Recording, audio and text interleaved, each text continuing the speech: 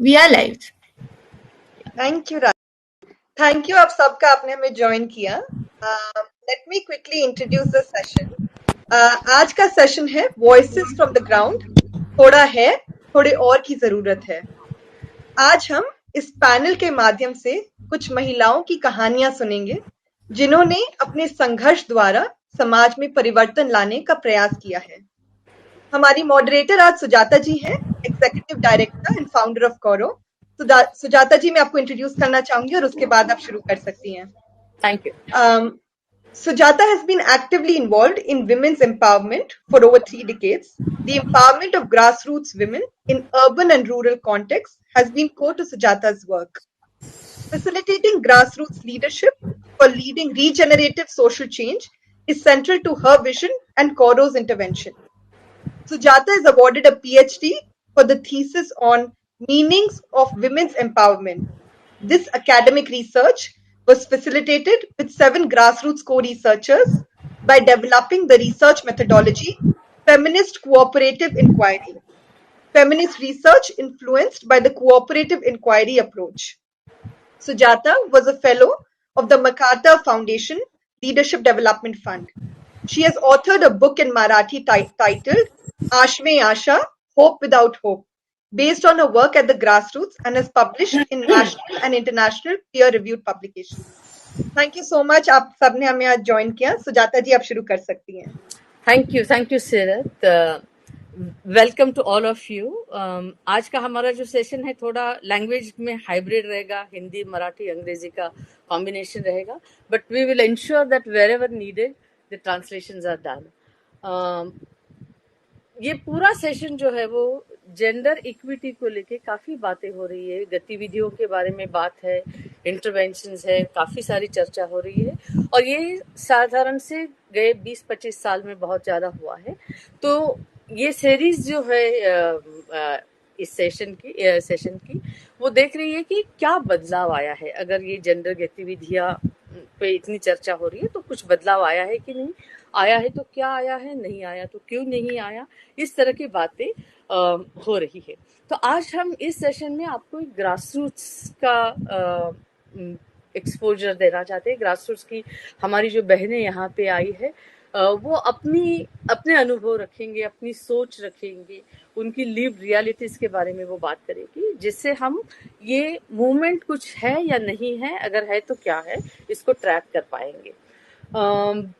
आज हमें ये भी पता है कि gender is not a binary thing, we are aware of that, लेकिन आज की जो चर्चा है वो साधारण से विमेन एम्पावरमेंट, विमेन में जो चेंज हुआ है उसको लेकर होगी। जेंडर का ये दायरा हम एक्सपांड कर रहे हैं, उसकी बातें हम बाद में थोड़ी करेंगे भी।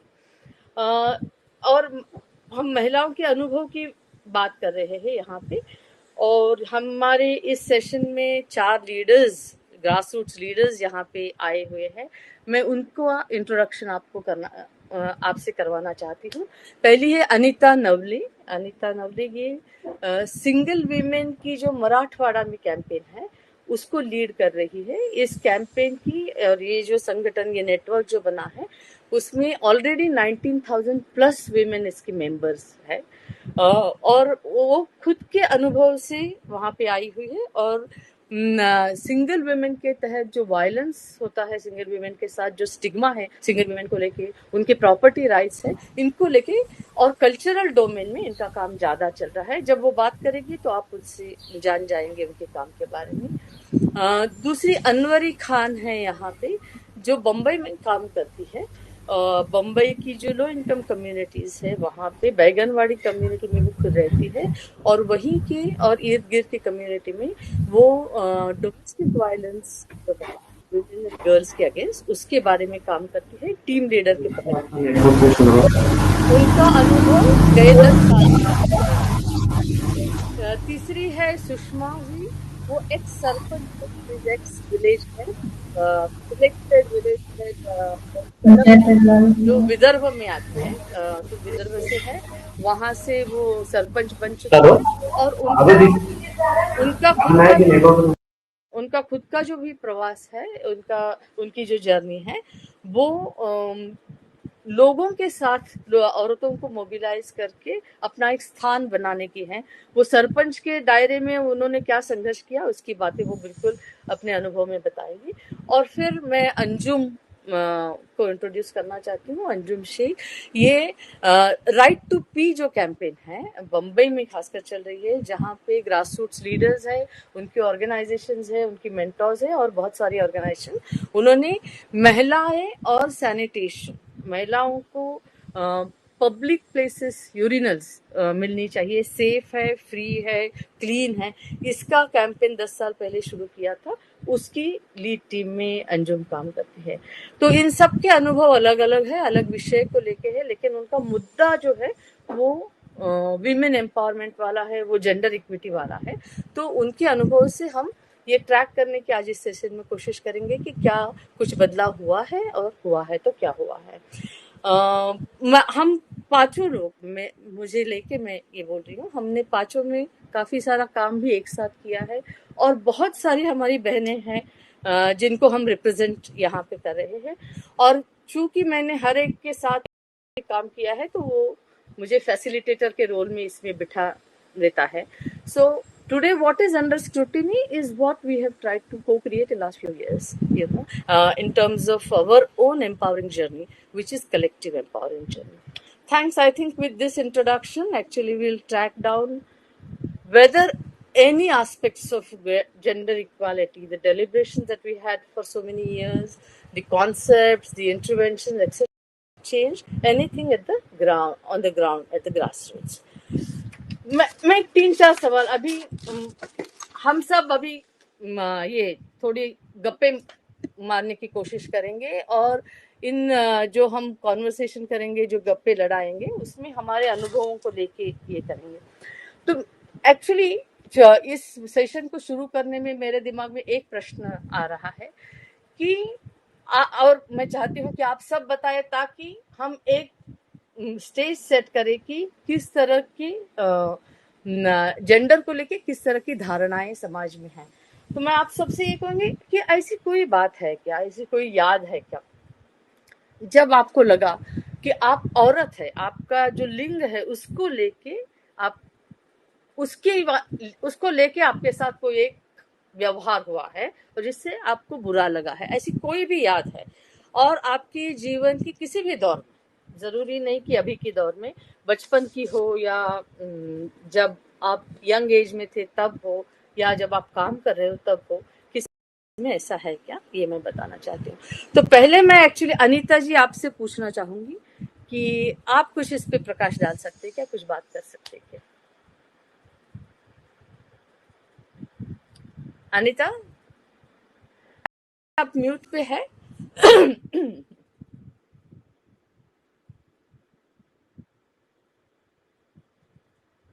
हाँ,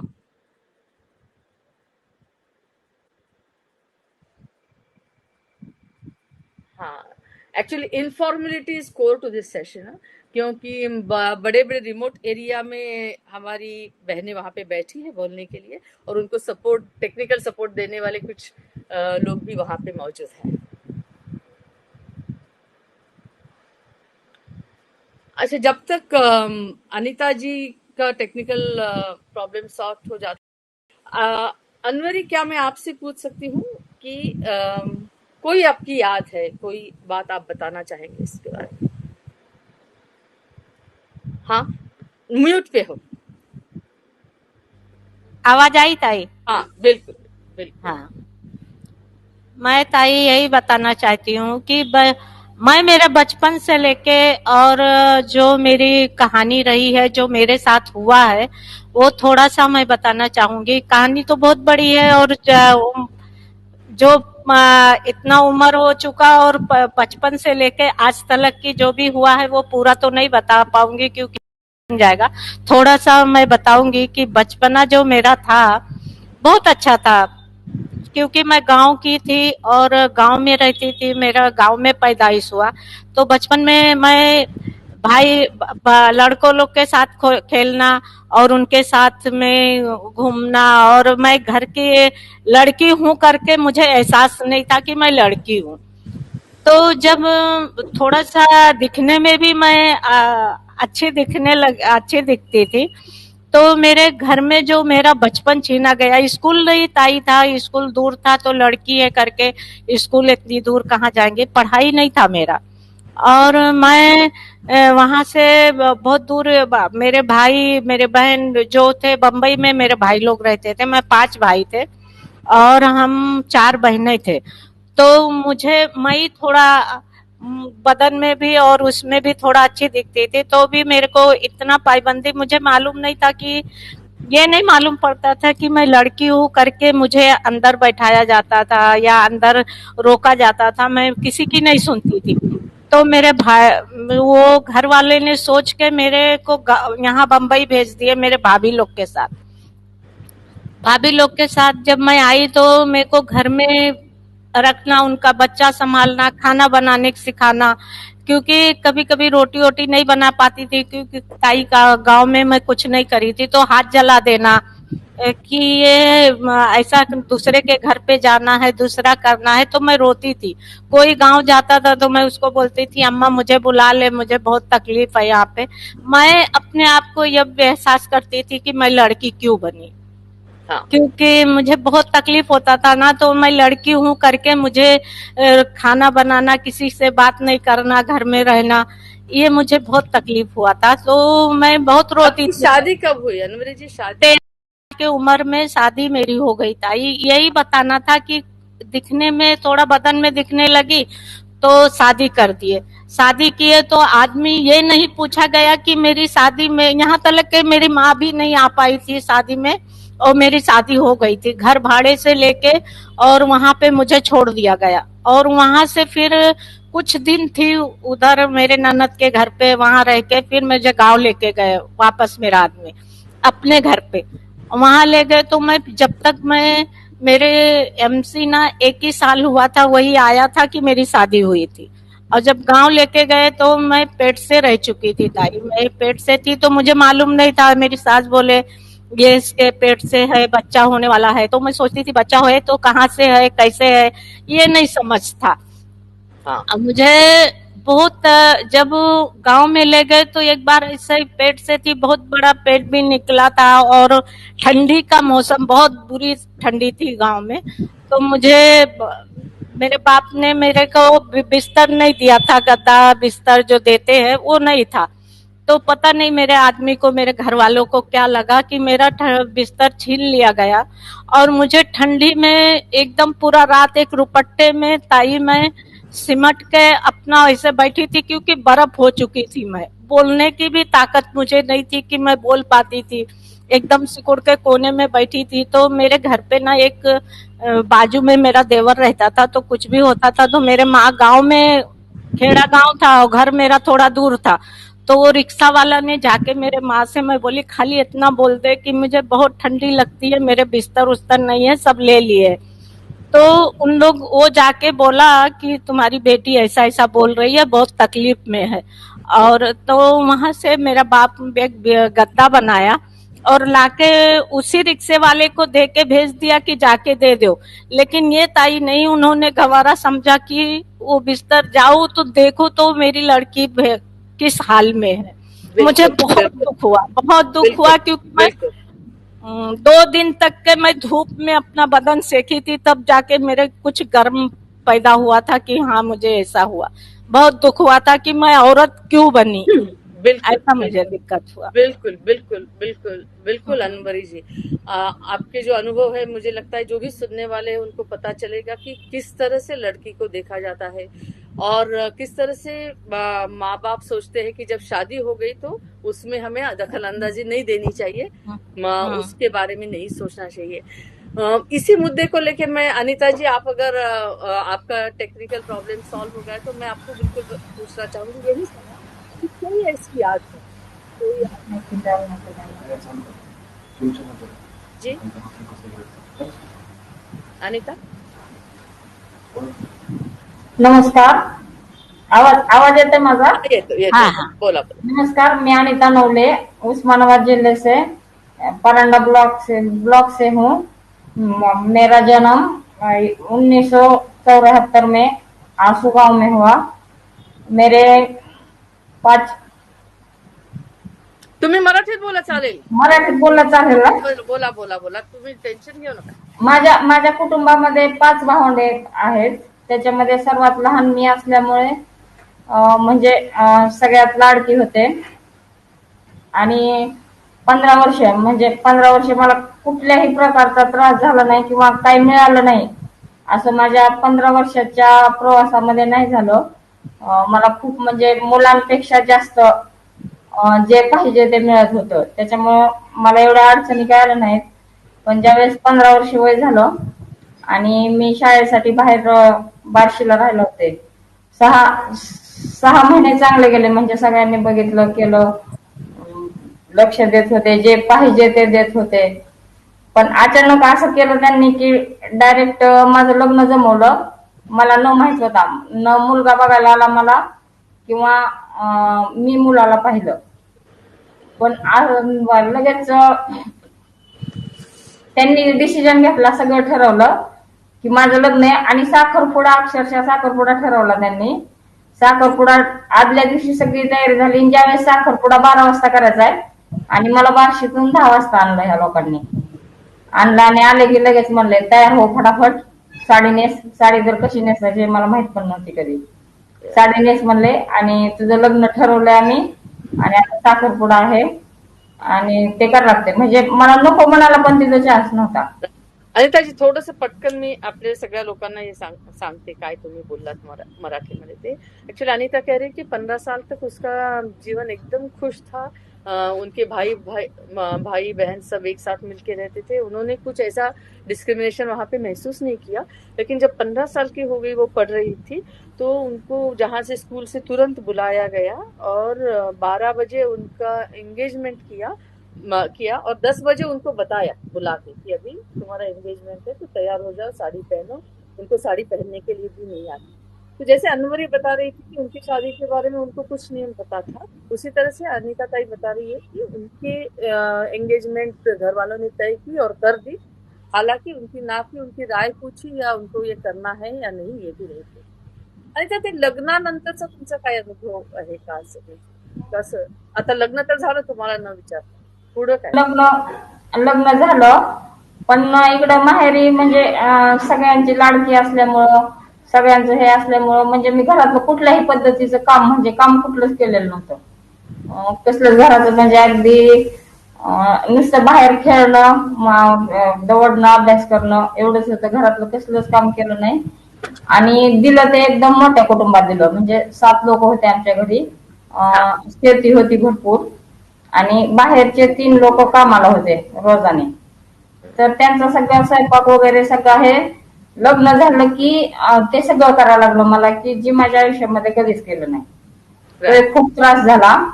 आणि नंतर सासूचा स्वभाव थोडा हे असल्यामुळं जास्त केलं तरी पण ओरडायची, कमी केलं तरी पण ओरडायची.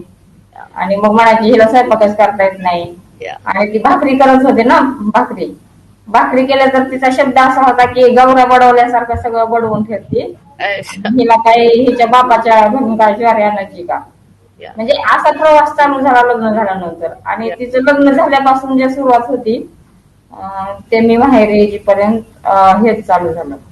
एक मिनट, वो अनिता जी कह रही कि वो जब शादी के बाद घर गई तो actually she was given in a big family. She got married in a bigger family and she had to do all household things etc which she was not acquainted with, she couldn't do. And the harassment, that was one of the reasons of harassment कि आपको रोटी बनाना नहीं आता है, आपको cooking नहीं आता है, इस तरह से. और काफी ह्युमिलिएशन उसको लेके हो रहा था. तो तुमच्या नवऱ्याच्या संदर्भातली एखादी नवऱ्याच्या संदर्भात बोलायला गेलो तर तो होता म्हणजे थोडा कडक आणि थोडा प्रेमळ असा स्वभाव होता त्याचा.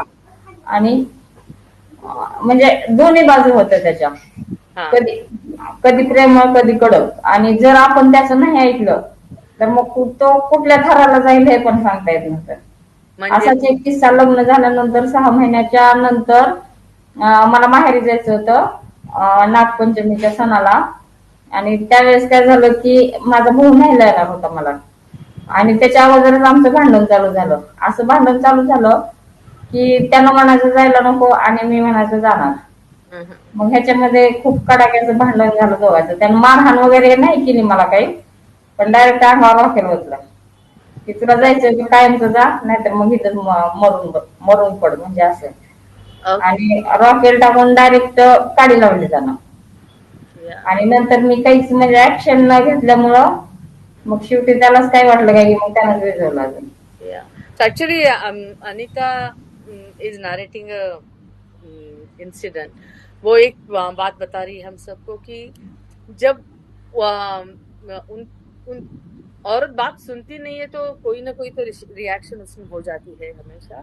तो जब उनको मैके आना था और वो उनके हस्बैंड को उन्होंने उनको मैके जाने नहीं दिया था, तो थोड़ी बहस हो गई. लेकिन इसका एंड ये हो गया कि एक्चुअली उनके हस्बैंड ने थोड़ा केरोसिन उनके ऊपर डाला और दिया सलाई से आग लगाई और उन्होंने कुछ प्रतिकार नहीं किया इन्होंने. तो फिर बाद में उन्होंने खुद उसको आग को बुझाया. लेकिन दैट वॉज हिज रिस्पॉन्स कि तुम सुनती नहीं हो, तो वो रिस्पॉन्स था. थँक्यू अनिताजी. तुम्ही एक पट इथे उभं केला की कशा पद्धतीच्या आयुष्यामधलं तुम्ही गेलेला.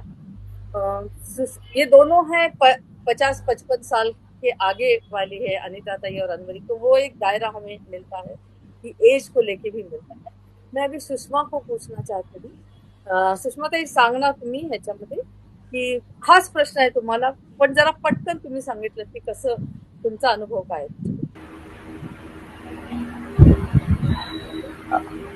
मी सुषमा.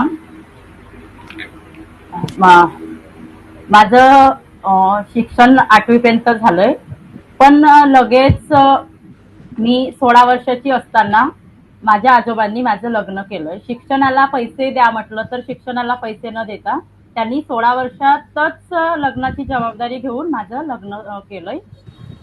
आणि लग्नानंतर जवळपास 5 वर्ष बरे गेली आणि त्याच्यानंतर नवऱ्याला दारूचं व्यसन लागलंय. आणि नवऱ्याला आवडत नव्हतं की मी घराबाहेर जायला पाहिजे किंवा कोणाशी बोलायला पाहिजे, हे अजिबात त्यांना आवडत नव्हतं. म्हणजे महिला म्हणून कुठं जसं हॉटेल पांठेलला होत्या तिथं पण मला येऊ देत नव्हते. तू महिला आहेस असं म्हणजे झालंय. आणि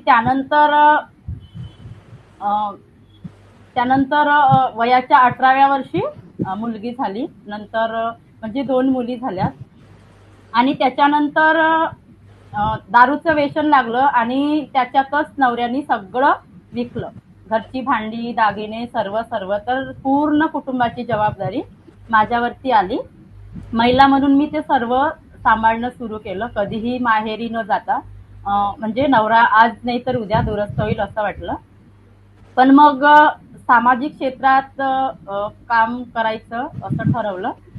तेव्हा म्हणजे बचत गटात आले. आर्थिक म्हणजे बचत झाली पाहिजे याच्यासाठी बचत गटात आले. त्यावेळीच पण नवरा मीटिंग मधून घरी गेल्यावर घराच्या बाहेर ठेवत होते. असं 6 महिने मला ते सहन करावं लागलं. पण त्याच्यानंतर कालावधी त्यांच्यामध्ये बदल झाला. ते हळूहळू बाहेर जाऊ देऊ लागले. हाँ, सुषमा थे, जरा मैं इथे थांबवते ह्याच्यामध्ये. सुषमा ये बता रही है कि एक्चुअली उनकी शादी भी 16 साल की थी तब हो गई. उनके एजुकेशन को रोका दिया गया और उनकी शादी करवा दी. और उनको भी पता नहीं था एक्चुअली, वो फैमिली ने डिसीजन लिया था. और उनके जो ग्रैंडफादर थे उन्होंने एजुकेशन के लिए पैसा नहीं दिया, लेकिन शादी के लिए इनके सब पैसा डाल के उन्होंने खुद इनकी शादी करवा दी. बाद में जब वो अपने ससुराल में आई, सस्पिशन सस्पेक्ट, जब भी आप बाहर निकलते, बाहर जाने के बाहर निकलते तो आप क्यों जाते हो, क्या है, इस तरह की सस्पिशियस सवाल और उसको लेकर हरेसमेंट तो हो जाती है. और उनका होटल था, फिर भी उनको होटल के वहाँ पे जा नहीं सकती थी. एडिक्शन की वजह से उनकी फैमिली पूरी एब्जेक्ट पॉवर्टी के शिक्षा में आ गई और इसलिए उनको घर के बाहर जाना पड़ा अर्थार्जन के लिए. और जब वो बाहर जा रही थी तब भी उनके ये सवाल खड़े किए जाते थे कि वो कहाँ जा रही थी. उन्होंने ये भी बताया कि अगर वो मीटिंग के लिए जाती थी तो उनको घर के बाहर खड़ा कर दिया जाता था. आने के बाद किससे मिली हो, कहाँ पे गई हो, क्या बात हुई, इस तरह से. थैंक यू सुषमा भाई. मैं अंजुम को ये सवाल पूछना चाहती हूँ. आप भी अंजुम बम्बई की बस्ती आपका अनुभव क्या है?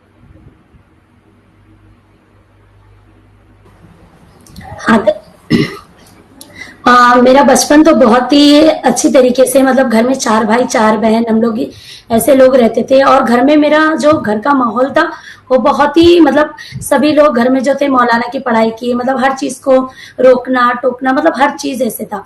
लेकिन मतलब जैसे अच्छी तरीके से गुजर रहा, लेकिन ये था कि घर में लड़कियों को हमेशा से कमी चीज दी गई।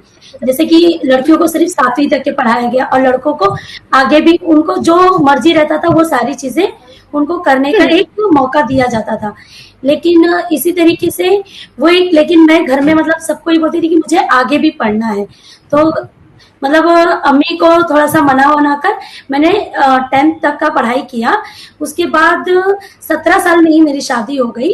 लेकिन शादी के, मतलब शादी जब हुई उसके 3 दिन पहले मुझे पता चला कि मेरी 3 दिन के बाद मेरी शादी होने वाली है, जो कि कभी किसी ने पूछा नहीं। कि मतलब सारी तैयारी शुरू थी, ये था कि घर में कुछ तो भी हो रहा है, लेकिन ये नहीं पता था कि मेरी ही शादी का तैयारी मतलब चल रहा है। और घर में लड़कों को हमेशा पूछा गया, मेरे 2 भाई थे, उनकी लव मैरिज शादी हुई, उनको पूछा गया कि मतलब आपका कोई है या बता दीजिए, मतलब उनसे शादी।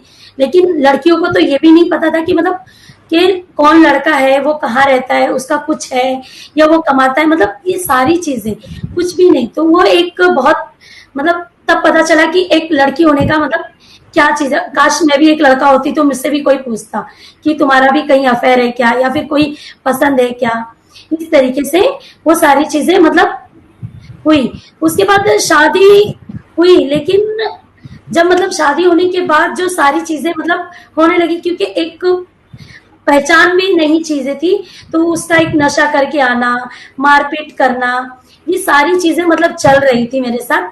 तो मतलब मुझे ये लगा कि मतलब कहीं ना कहीं इसको रोकना चाहिए। तो उसको रोकने के लिए मतलब काफी दिन गए, लेकिन उसको रोकना ही था कहीं ना कहीं।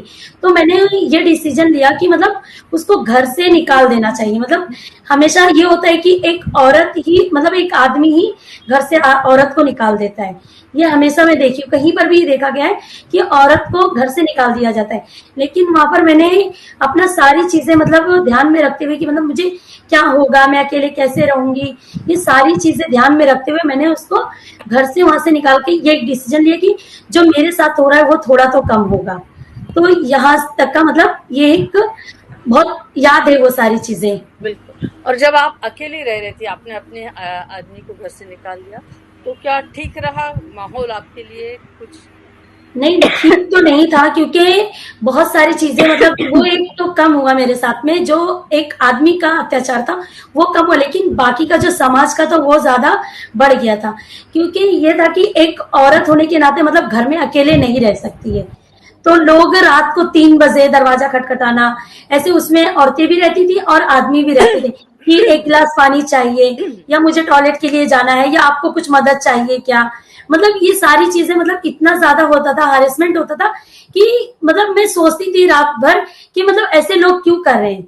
हाँ, और बाजू में ही एक ऐसा हुआ कि मतलब ये सारी चीजें तो हो ही रही थी, बाजू में ही एक आदमी था जिसके 2 बच्चे के साथ में वो रह रहा था, लेकिन उसको कभी किसी ने नहीं पूछा कि तुम्हें कोई चीज की मदद चाहिए क्या, या उनके 2 बच्चे हैं उनको कुछ चाहिए क्या। लेकिन एक औरत को 3 बजे रात को उठाकर पूछना, तो वो मदद के लिए नहीं था। बिल्कुल कहीं ना बिल्कुल वो मदद के लिए नहीं था, वो इस चीज के लिए था कि इसके घर में कोई है क्या, इसको कोई चीज मतलब देख रहे कि ये कहीं इससे साथ में कोई है, आदमी है क्या, ये कहीं बाहर गई है क्या, या घर में है कि नहीं है।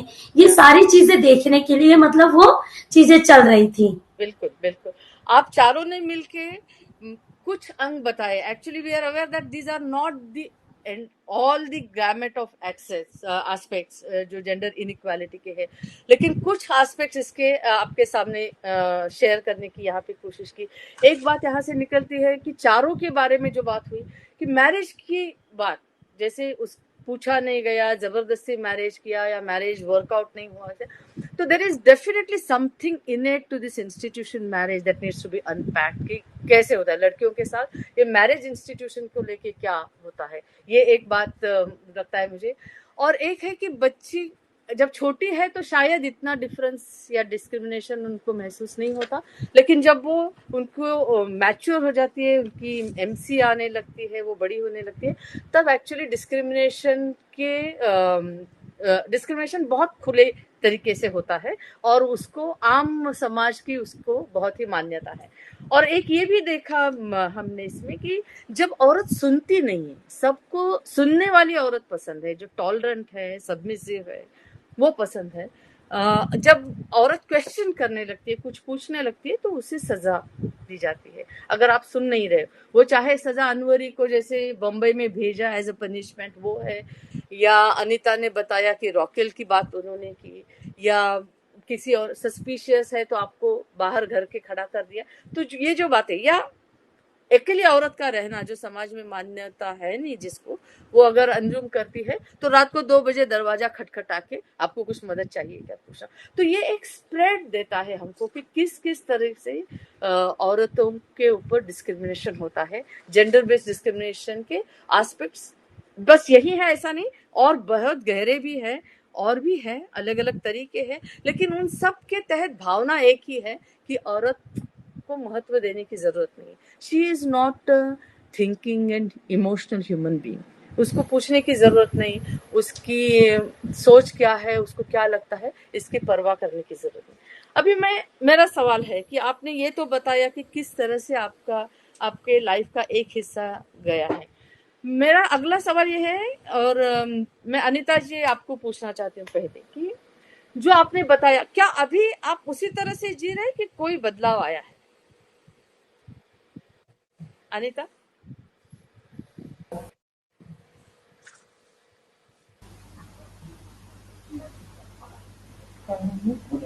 अच्छा, हा, माझ्यामध्ये खूपच बदल झाला आता. म्हणजे पहिलं जे माझ्यावर अन्याय अत्याचार होत होते किंवा मी सहन करत होते, किंवा मी माझ्याच विश्वात मी जगत होते. पण आता माझ्या म्हणजे सगळंच बदललंय आणि मी माझ्या पद्धतीनं मला जसं पाहिजे असं मी राहते. आणि ते काय उदाहरण देऊ शकता तुम्ही? कुणाचं प्रेशर वगैरे काही नाही, किंवा मी पण स्वतः प्रेशर घेत नाही, आणि मी स्वतः कमवते. कुटुंब प्रमुख म्हणून काम करते मी कुटुंब प्रमुख म्हणजे वयाच्या 22व्या वर्षापासून माझ्यावर जिम्मेदारी आली की मी कुटुंब प्रमुखाचं काम करावं, कारण घरात कमवणारं कोण नव्हतं. मुलं लहान होती आणि त्यांच्या उदरनिर्वाहासाठी मला काहीतरी करणं हे गरजेचं होतं त्यावेळेस. आणि अनीता जी बता रही है कि जब वो 22 साल की थी तब से उनको पूरी फैमिली का जिम्मा करना ये पड़ा, उनके पति गुजर गए तो उनके ऊपर जिम्मेदारी भी आ गई। एक विधवा की जिंदगी बिताने का और एक दायरा है जिसको उसने सहा था अनीता ने, लेकिन वो कहती है अभी मुझे कोई प्रेशर नहीं, अभी मुझे कोई डर नहीं लगता है, अभी मैं काफी बदल गई हूँ, एक कुटुंब प्रमुख के नाते मैं अपना घर चला रही हूँ। अनीता जी, मैं आपसे पूछना चाहती थी कि जब आप बात कर रही थी तो एक कल्चरल एस्पेक्ट की बात आपने की, जैसे आपकी एक याद आप बता रहे थे कि जब भी आपके पति चले गए तो एक विधवा को जिस तरह से समाज दिखाता है उसका भान आपको आ गया, तो लोगों का आपके प्रति बर्ताव करने का तरीका बदला, तो उसको लेके आपने हमें कुछ याद बताई थी जब हम बात कर रहे थे, क्या आप उससे शेयर करना चाहेंगे? जैसे कोई त्योहार मनाते थे बाकी की औरत, जसं मी 1994ला माझ्या पतीचं निधन झालं आणि नंतर मी माहेरी राहायला आले. मग माहेरच्या महिला पण सगळ्या आपल्याच असतात ना, म्हणजे सासरपेक्षा माहेरी जास्त आपल्याला सिक्युरिटी आहे असं वाटतं.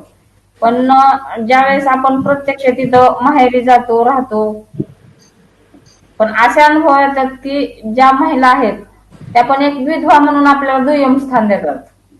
जसं की आता त्योहार आहेत, रक्षाबंधन आहे, रक्षाबंधनला भावाला तो तिलक लावायचा नाही, राखी बांधायची नाही, का तर विधवा आहे ते अशुभ लक्षण आहे, तिनं ते करायचं नाही, रक्षाबंधनचा त्योहार करायचा नाही, परत संक्रांतीचा त्योहार करायचा नाही, वटसावित्रीचा त्योहार करायचा नाही. हे असं विधवा झाल्यानंतर जे म्हणजे आपल्यावर बिंबवलंय किंवा आपल्याला ते ठरवलं की तू विधवाईस बाई, तू काहीच करायचं नाही, एका कोपऱ्यात बसायचं, खायचं आणि गप राहायचं, कोणाला प्रश्न पण नाही विचारायचे. म्हणजे हे विधवाच्या बाबतीत समाजाची मानसिकता आहे. आणि त्याच्यानुसार मी पण राहत होते, कारण ज्यावेळेस सण असायचे त्यावेळेस 3-3 दिवस मी शेतात जाऊन थांबले. हा प्रत्येक सणा दिवशी की माझ्या शेतात जाऊन मी दिवसभर, म्हणजे माझं तोंड कुणाला नाही दिसलं पाहिजे. मी शिकलेली होते, मला सगळं कळत होतं, पण ते त्यांच्या समोर गेलं की मला वाटायचं हे सगळे नटत्यात थटत्यात, सगळं त्यांना पाहिजे तसं करतात, मग मीच का नाही करू शकत. राईट. म्हणजे हे मला सहन होत नव्हतं आणि मी सगळ्यांना चुकून अक्षरशः 3-3 दिवस उपाशी राहत होते. मी खात पण नव्हते काही. लोकांनी खा म्हणून आग्रह केला तरी पण मी नाही जेवले कधी. मी फक्त हे सांगते आणि माझा पुढचा तुम्हाला प्रश्न असा है कि आता तुम्ही ते बदललंय की नहीं आता. तो अनीता एक बात बता रही है कि जब भी विधवा जो औरत है उसको एक बैड ओमेन माना जाता है, किसी भी कल्चरल सेलिब्रेशन में उसको शामिल नहीं किया जाता. तो वो बताती थी कि जब वो अपने मैके में रहती थी, ससुराल छोड़ के, जब उनके पति गुजर गए, तो उसके बाद में जब भी कोई त्योहार आता था तो सब औरतें एक साथ आती थी, बिंदी लगाती थी, चूड़ियां डालती थी, बहुत हंसी खुशी से मनाती थी. तो उनको बहुत बुरा भी लगता था, लेकिन उनका डेयरिंग नहीं था कि उन सबके साथ कुछ कहे, उनके साथ बात करे.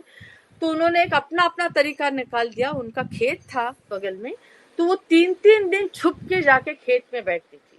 एक तो डर भी था और एक तो उनकी दिल की जो भावनाएं थी, आकांक्षाएं थी, वो पूरे नहीं होने का दुख भी था.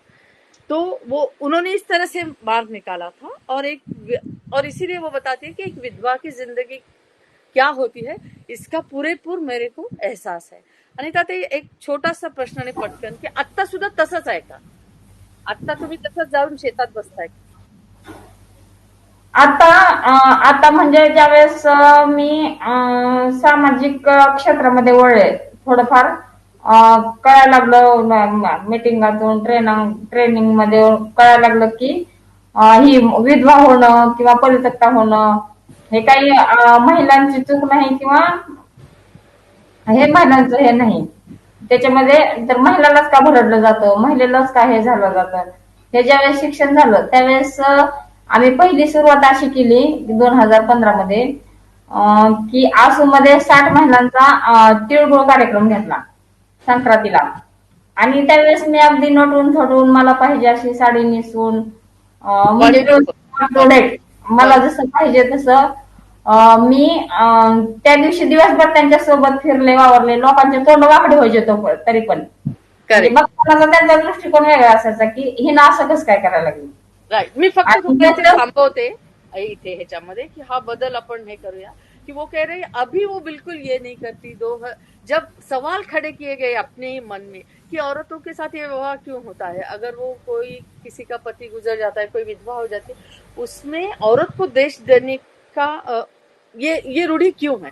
जब आप रिफ्लेक्ट करते हो अपने आप से और लोगों से सवाल पूछते हो तो आपका बिल्कुल बर्ताव बदल जाता है. और उन्होंने कहा 2015 में पहली बार मैं बहुत सारी 61 महिलाओं जो कोई त्योहार मना रही थी, तिलगुड़ एक महाराष्ट्रियन ये है, तो जब वो त्योहार मना रहे थे तो उन्होंने कहा कि मैं बहुत बन ठन के सब ज्वेलरी वगैरह डाल के वहां पे वो त्योहार में शामिल हुए. कुछ लोगों ने उसपे थोड़ा ये जताया मतलब एक्सप्रेशन ऐसे दिए कि ये औरत यहाँ पे क्यों है, लेकिन वो बहुत खुश थी. उन्होंने बड़े असर्शन के साथ, क्योंकि तब वो सार्वजनिक क्षेत्र में आ चुकी थी, उनको काफी सपोर्ट भी मिला था, वो लीडरशिप के प्रोग्राम में आ चुकी थी, काफी प्रश्न अपने आप के लिए भी रेज कर रही थी और औरत के लिए भी रेज कर रही थी. मैं अभी अनवरी के पास जाना चाहूंगी. अनवरी, क्या वही दायरे में आप जी रही हो कि कुछ बदला है? आप म्यूट है. हाँ ताई, मैं अपने आप को बहुत बदली और मैं अपने घर में भी बदलाव लाई, अपने बच्चों में भी बदलाव लाई. और मुझे अब इतना फक्र होता है ताई कि मैं समाज में जीने का मुझे भी हक है और मैं लोगों के लिए भी जीना चाहती हूँ. और वो भी जो काम मेरे साथ हुआ है वो किसी के साथ ना हो, ये मैंने अपने दिल के अंदर ऐसा ठान लिया, ऐसा करती हूँ. और मैंने अभी मेरे लड़की को जो बाहर निकाली, पहनने का हक, अपने मर्जी से शादी करने का हक, वो तेरा ये अधिकार है, तेरी ये जिंदगी है, तुझे किससे करना है, कहाँ रहना है, कैसा है, वो मैंने आजादी अपने साथ अपने बच्चों को दी। और वही देते हुए ताई मेरे एक लड़का भी है जो सबसे छोटा है, सबसे लाडला था मेरा। वो अपनी जिंदगी अपनी वो एक किन्नर की जिंदगी में चले गया, तो भी मैंने वैसा एक्सेप्ट करी और बेटों को भी समझाई, उसको भी जीने का हक है, उसकी भी अधिकार है, क्योंकि ये कैसी जो अपनी जिंदगी है, हमें जीने का जो सिखाया गया, हमें बचपन से ही जो दबाया गया, वो हम ऐसा नहीं चाहते कि हमारे बच्चे भी घुट के जिए और अपनी जिंदगी में आगे बढ़े। उनका जो इच्छा है, जो चाहते हैं वो करे। वो मैंने अपने बच्चों को बहुत साहस, अपने लड़की को जो होने लगा उसके ऊपर वायलेंस, तो मैंने ताई तुरंत हमारा याद आया उसको कि अरे ये तो हमने सहा है इतना, हम अपने लड़की को नहीं सहने देंगे।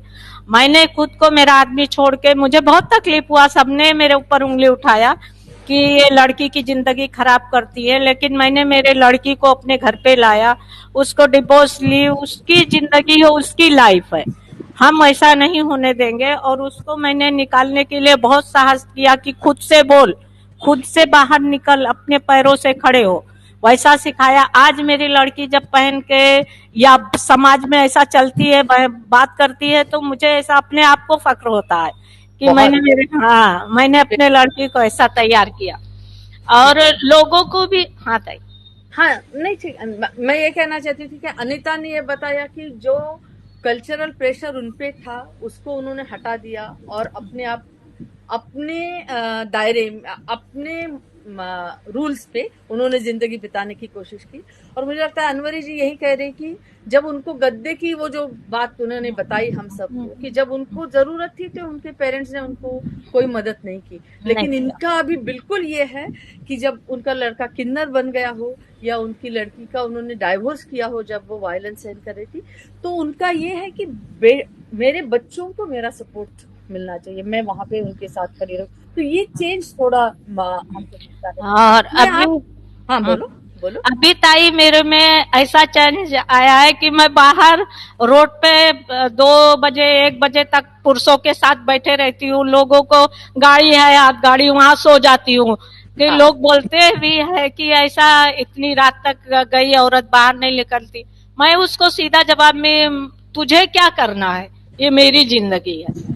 बिल्कुल बिल्कुल बिल्कुल। तो ये जो धारस है जहाँ पे आप एक बार सब सह रही थी और उसके खिलाफ आवाज नहीं ये कर रही थी, आज उसी बस्ती में आप एक लीडर की तरह लोगों को मदद करती है, रात रात को घूमती है। मुझे याद है अनवरी के बच्चे उसको बोलते थे जब हम मीटिंग करते थे कि तू जब रास्ते पे चलती हो तो मैजिस्ट्रेट चला है ऐसा लगता है।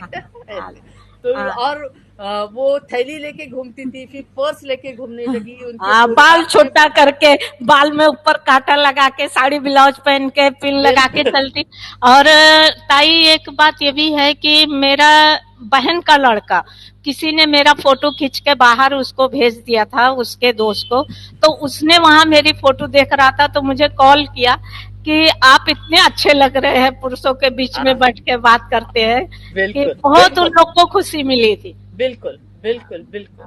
तो ये अभी आप सबसे मेरा एक सवाल ये है कि क्या ये बदलाव सिर्फ आप में है और या आपके फैमिली के जो लोग हैं, या और भी लोगों तक ये इस तरह का बदलाव आप देखते हो, आपने उसे फैलाने की कोशिश की है? सुषमा काय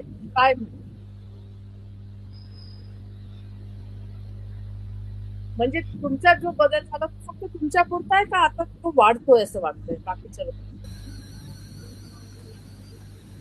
वाढतोय ताई बदल.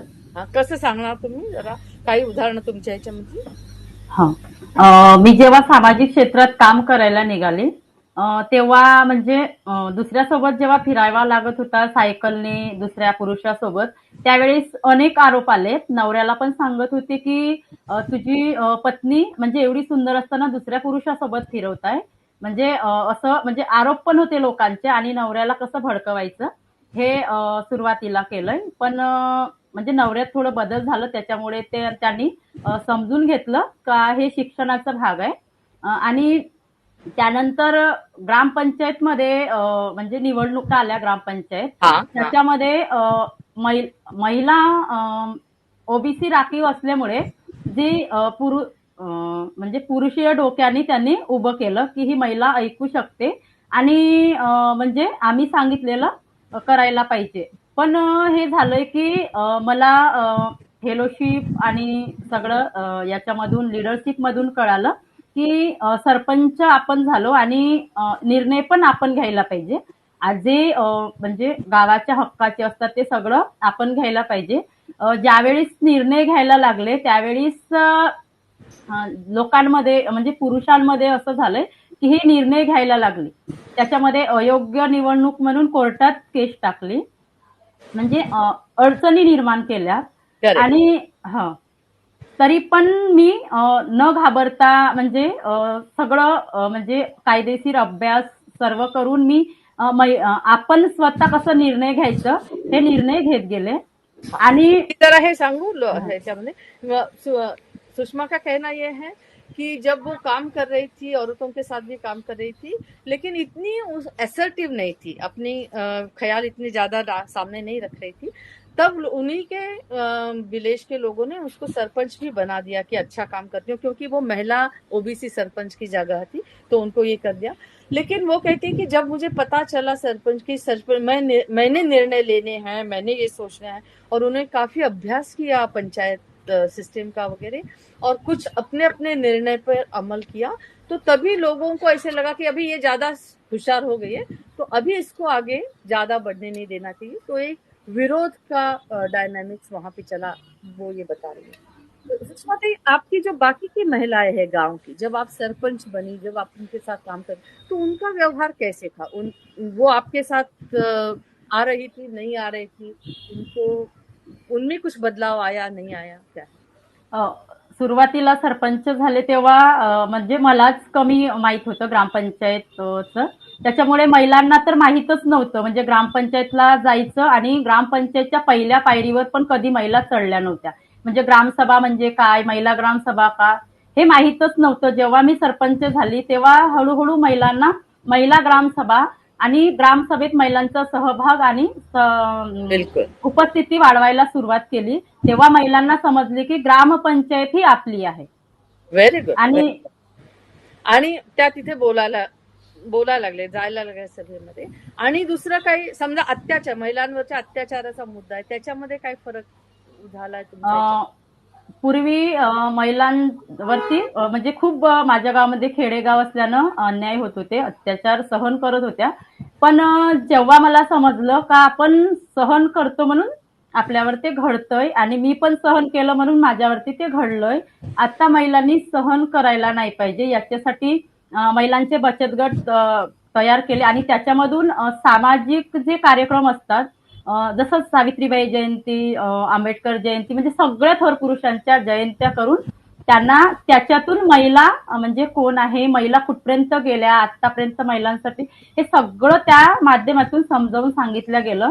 आणि मग त्यांना त्यांचा स्वतःचा आत्मविश्वास वाढला की आपण महिला आहोत आणि सहन करतो म्हणून हे सगळं घडतंय. हळूहळू हे बाहेर निघायला पाहिजे.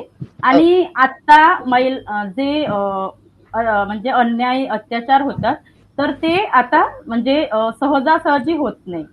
राइट. दो बातें बताती है सुषमा जी कि एक तो ग्राम सभा जो है, जो बहुत ही स्टैट्यूटरी डेमोक्रेटिक लास्ट यूनिट है, उसमें महिलाओं का सहभाग बहुत बढ़ गया जब से ये सरपंच बनी और इन्होंने महिलाओं के साथ काम किया, और महिलाएं ग्राम सभा में अपनी आवाज उठा रही है, अपनी डिसीजन मेकिंग में वहां पे शामिल हो रहे, ये एक बदलाव उन्होंने बताया.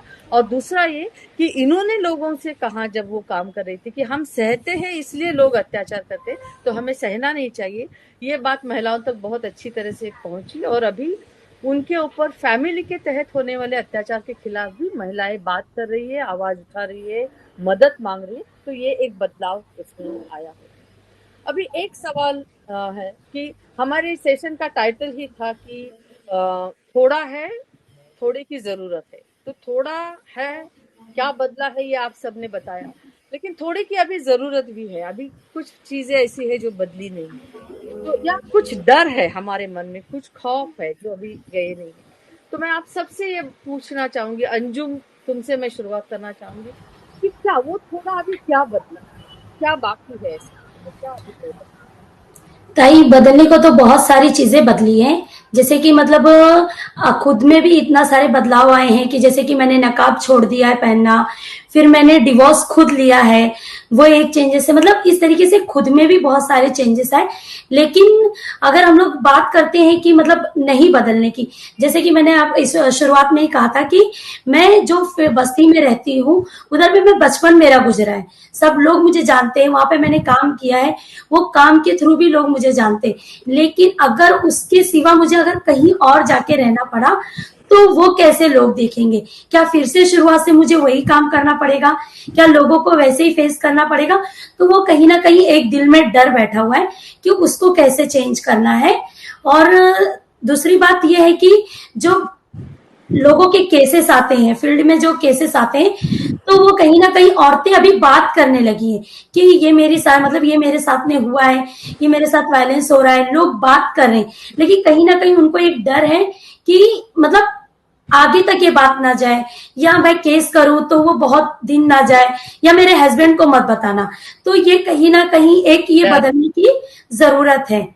और इसी तरीके से जो बस्ती में बदलाव हम लोग देखते हैं, तो बस्ती में जो बदलाव है कि लड़कियां बाहर आके क्रिकेट खेल रही हैं, फिर जो महिलाएं हैं, जो हम लोग पिंकाथॉन में रात को 3 बजे रात को उठकर वो मतलब जीन्स पैंट पहनकर, मतलब जीन्स टी शर्ट पहनकर इतनी रात को जाना, तो और जाकर वहां मतलब जाने के टाइम पे तो वो बिना नकाब जाना, लेकिन जब क्योंकि अंधेरा रहता है कि कोई देखे नहीं या कोई कुछ बोलेगा नहीं कि मैं जींस पैंट पहनी हूँ।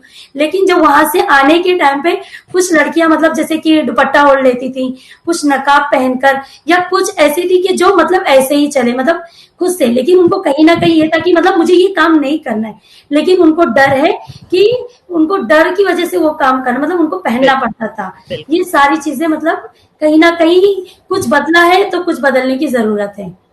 बिल्कुल बिल्कुल। अनिता ताई, अनवरी, आप में से कोई बोलेगा कि क्या अभी?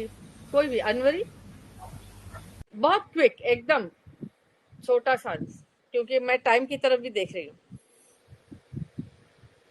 म्यूट है अनवरी, म्यूट है।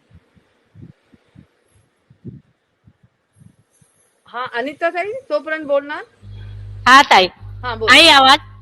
हाँ ताई, जैसे कि अंजुम ने कहा है हमने नकाब छोड़ा है, हमने भी नकाब छोड़ा है, हम भी नहीं पहनते हैं, खुल के चलते हैं, यहाँ तक के कि अब खानदान रिश्तेदार में भी बगैर बुरखे के जाते हैं, ये तो हमने बदला है। लेकिन लोगों में जो समाज का डर बैठा हुआ है, वो कहीं ना कहीं थोड़ा तो उनको डर है कि समाज क्या कहेगी, और जो समाज के तरफ देखने का नजरिया है उनकी, क्योंकि औरतें कुर्बानी देती हैं, औरतें उनके लंबी उम्र के लिए रोजा रखेंगी उनके, उसके लिए, तो ये भी कुछ कहीं तलक के अभी है।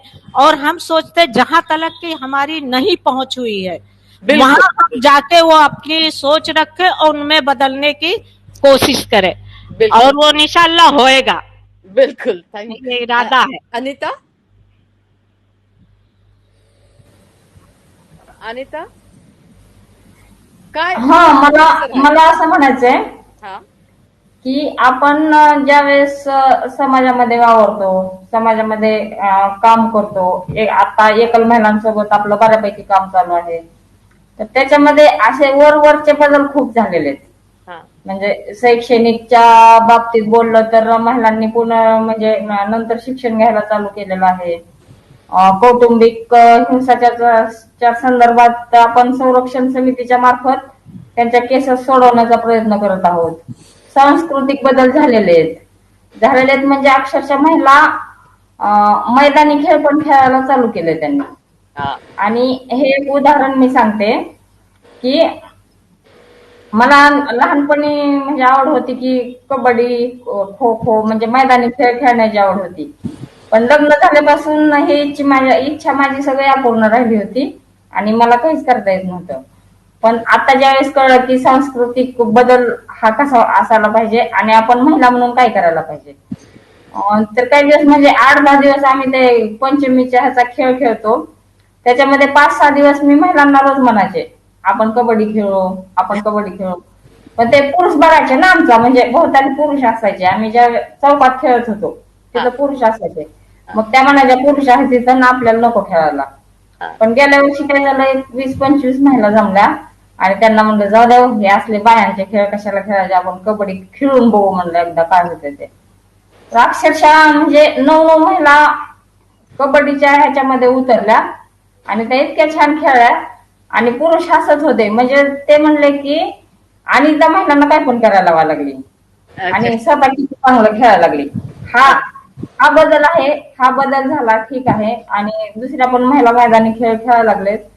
पण ह्याच्यामध्ये असं आहे की महिलांच्या जवळचा जो मुद्दा आहे की महिलांचा जो मानसिक जे आहे की समजा तिनं कमी वयात विधवा झाली किंवा परित्यक्ता झाली तर तिनं पुनर्विवाह करण्याच्या बाबतीत समाजामध्ये एवढं तिच्याबद्दल म्हणजे वाईट मत आहे. बिल्कुल. आणि तिनं कसं राहायचं, काय करायचं, बिल्कुल. तिला काही अनिता इच्छा जी, असेल थोडंसं तर मला ते अनिता जी, मला हो. थोडंसं ट्रांसलेट करायला लागेल. तो वो बता रही थी कि कल्चरल बदलाव एकल महिला संगठन में उन लोगों ने कैसे लाया है सबने मिलके.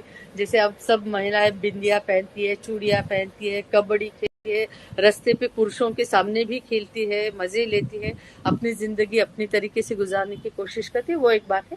लेकिन उसने कहा कई दायरे ऐसे हैं जहाँ पे अभी भी हिचकिचाहट है. जैसे लड़कियां बहुत कम उम्र में अगर विधवा हो गई तब भी वो दूसरों के साथ शादी कर रहे अगर या दूसरों के साथ रहे तो उस पर काफी चर्चा होती है. वो फ्रीडम अभी इतना सहज लोगों को नहीं मिल रहा है. तो ऐसे कुछ दायरे हैं. और उन्होंने और अनवरी ने ये भी कहा कि जहां तक हम पहुंचे हैं वहां पे जिंदगी लोग औरतों की बदलने की कोशिश हम जरूर करें, वो बदल ही रहे. लेकिन समुंदर है, हर जगह तो हम नहीं पहुंच सकते. तो जहां तक पहुंचे नहीं है वहां पे शायद एजुकेशन में औरतें पीछे है अभी भी. वायलेंस अभी भी होता है, वो बोलते नहीं. तो ये जो ढक्कन बहुत टाइट तरह से सबके दिलो दिमाग पे बैठा हुआ है उसको खोलने की जरूरत है. और वो प्रयास और भी ज्यादा तगड़ा और भी उसका स्केल अप यानी हॉरिजॉन्टली ज्यादा से ज्यादा औरतों तक, बहनों तक पहुंचने की जरूरत है, ऐसा लगता है.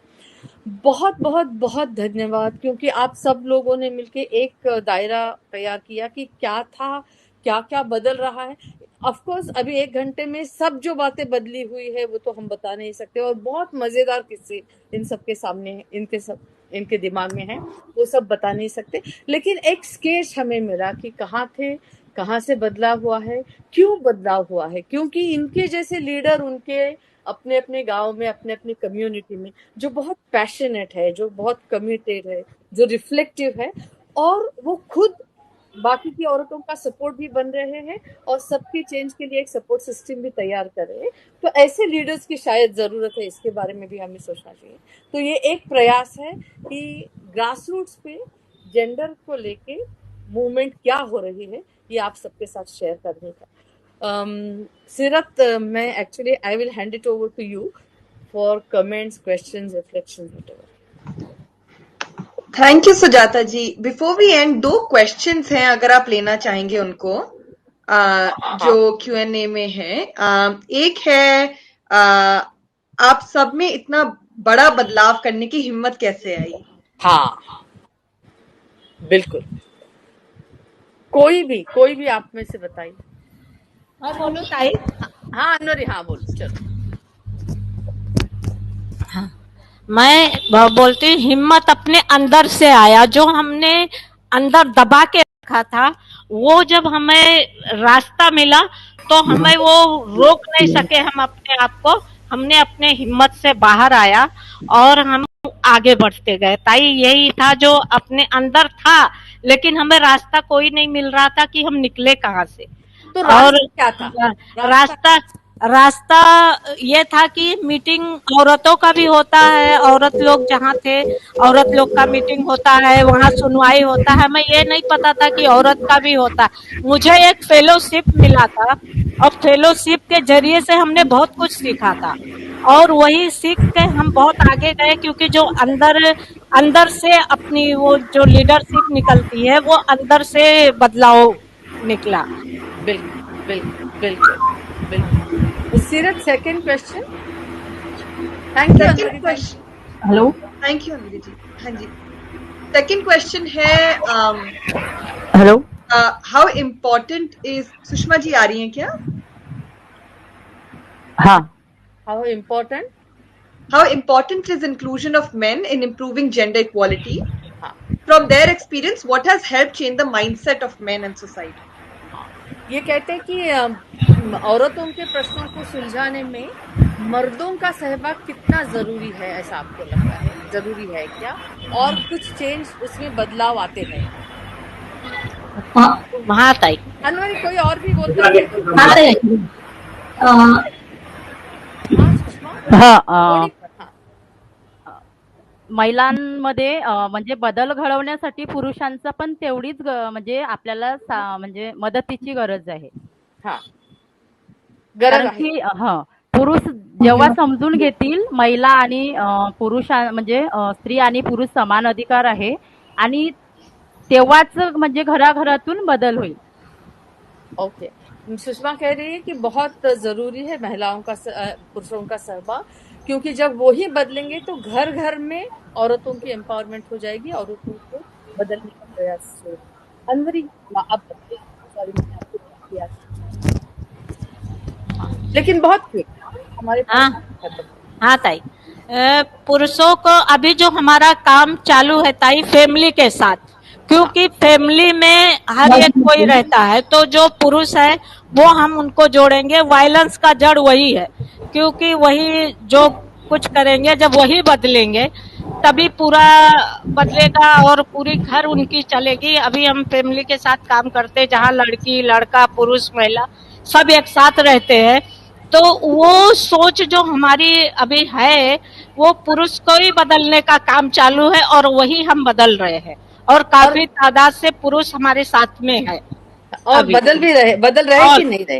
अभी वो बदल भी रहे हैं। अपना केस, अपना खुद की अनुभव वो लोग रख के हमारे ऊपर भी केस होता है, ऐसा है, खाली महिलाओं का नहीं है, हमको भी है ऐसा। हमारे साथ सभासद भी बनते हैं, वो मीटिंग भी रखे है ताई, मीटिंग भी खुद लगाते हैं, आओ हमारे सब पे ऐसा बात करो, क्योंकि हम औरत है जो तुम्हारे लिए करते हैं। अभी हमारी हमारी अगर डेट हो गया या हम मर गए तो पुरुष तुरंत शादी कर लेते, और महिला अगर महिला का अगर वैसा पुरुष का हुआ तो महिलाएं नहीं करती है। तो ऐसा क्यों होता है, ये हम लोग से सवाल करते हैं कि औरतों का भी हक है, उनकी भी अधिकार है, क्योंकि उनको समझो, जो कि समझते नहीं हो कि वो भी कुछ कहना चाहती है, वो भी कुछ सुनना चाहती है, वो हमारे चलता है। बहुत काफी तादाद से अभी हमारे साथ पुरुष जुड़े हैं।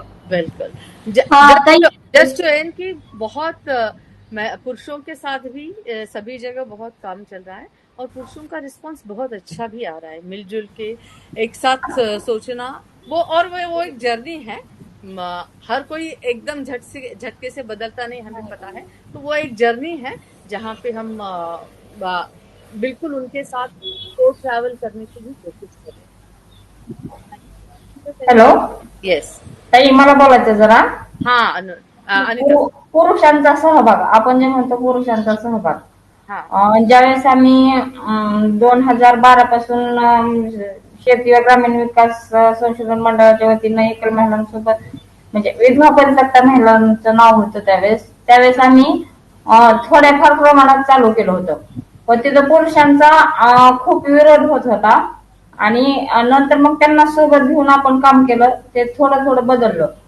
पण आता जे पुरुषांचं पहिली जी मानसिकता होती आपल्याबद्दलची, किंवा त्यांना त्यांचे जे समज होते, 2012चे समज आणि आजचे समज, आणि त्याच्यामध्ये कालचं उदाहरण आहे. काल मी घरी गावामध्ये गेले होते तर गावामध्ये सरपंच हे करणार, आपल्याला वेळ कमी आहे. हो, तर गावातले सरपंच आणि एक माणूस, दोघ जण बसलेले होते. तर ते म्हणले की म्हणजे एकल महिला संघटनेची लिडरशिप एवढी वाढली की हिनं 150 लोकांचा मोर्चा काढला. पण तोच दुसरा माणूस असा म्हणला की पुरुष 1,500 जमले तरी त्यांचा काय फायदा नाही. पण महिला जर दोनच जमत असतील हाँ तर ते 1,500 लोकांच्या पेक्षा जास्त काम महिला करू शकतात आणि लोक महिलांना घाबरून त्यांचं काम पट करणं होतं. ही एक समाजामध्ये आता म्हणजे मानसिकता लोकांची तयार झाली आणि ते महिला काहीही करू शकतात. या म्हणजे अनिता ज्यांनी बता रही है आपण कि संघटन उभं करून हे चालू केलं त्यावेळेस आता महिला पुरुषाचं आपल्याकडे बघण्याचा हा दृष्टिकोन झाला. बिल्कुल अनिता बता रही है कि पहले पुरुषों का काफी विरोध था एकल महिला संगठन के लिए, अलग अलग तरीके से इन्होंने विरोध प्रदर्शित भी किया, लेकिन अभी वो विरोध कम होते दिखाई दे रहा है और पुरुषों को भी ऐसे लग रहा है कि 1,500 पुरुष एक जगह है और 150 महिलाएं इतनी ही पावरफुल है, तो महिलाएं ज्यादा पावरफुली काम कर रही है, इसका रिकग्निशन पुरुष भी कर रहे हैं. आता ही एक इससे ही जोड़कर बोल रही मैं कि जैसे कि मतलब हर जगह पे हमें ये दिखाई देता है कि मतलब पॉलिटिकल जो होते हैं वो सबसे ज्यादा पुरुष उसमें सहभागी बहुत ज्यादा उनका सपोर्ट होता है क्योंकि उनको एक पावर चाहिए रहता है. लेकिन जब वायलेंस की बात आती है कहीं ना कहीं उनका पैर पीछे हटता है कि मतलब ये औरतों का मुद्दा है या औरतें ही इसमें सब वायलेंस करती हैं. लेकिन उसके लिए अभी हम लोग जो काम कर रहे हैं उनके साथ में जो बात कर रहे हैं उनको सारी मतलब कहीं ना कहीं उनका एक बहुत अच्छा सपोर्ट इसके लिए भी हमें मिल रहा है. जैसे अनवरी खाला ने बोला उसी तरीके से ये भी. बिल्कुल बिल्कुल बिल्कुल बिल्कुल बिल्कुल.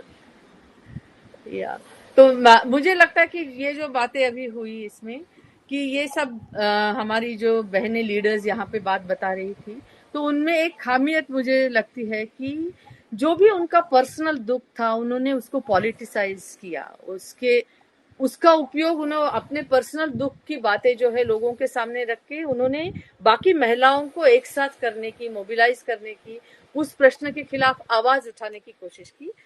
एक उनका दौर ये रहा और दूसरी जर्नी उनकी ये भी रही कि जो भी पॉलिटिकल है, जो भी वो एडवोकेट करती है पब्लिक डोमेन में, उसको अपनी निजी जिंदगी में लाने की पूरी कोशिश उन्होंने की है और उसी लिए शायद वो ऑथेंटिक लीडर बन जाती है अपनी एरिया में और तभी उनको सपोर्ट भी आहिस्ता आहिस्ता क्यों न सही मिल जाता है.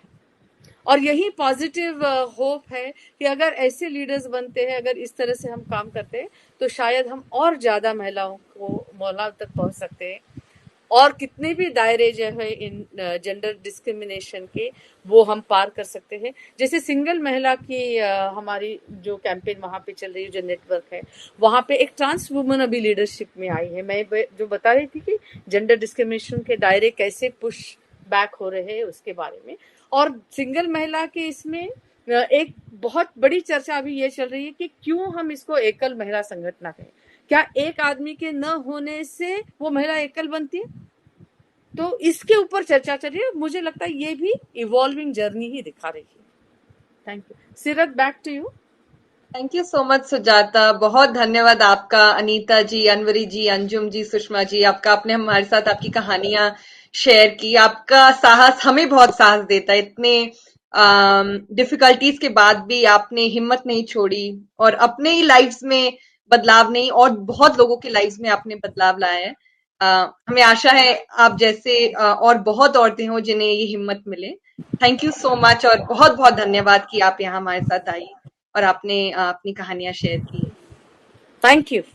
Thank you. Thank you. हमारा नेक्स्ट सेशन है moving towards equity centred research.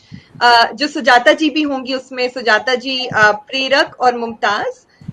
हम अभी 5 मिनट में we'll come back and we will start that session. It is a workshop to help understand and share some lessons on how we can apply an equity centered research, think about gender and inclusion and work at the community level when we are doing research. So hopefully you'll all join us and see you all soon. Thank you. Bye.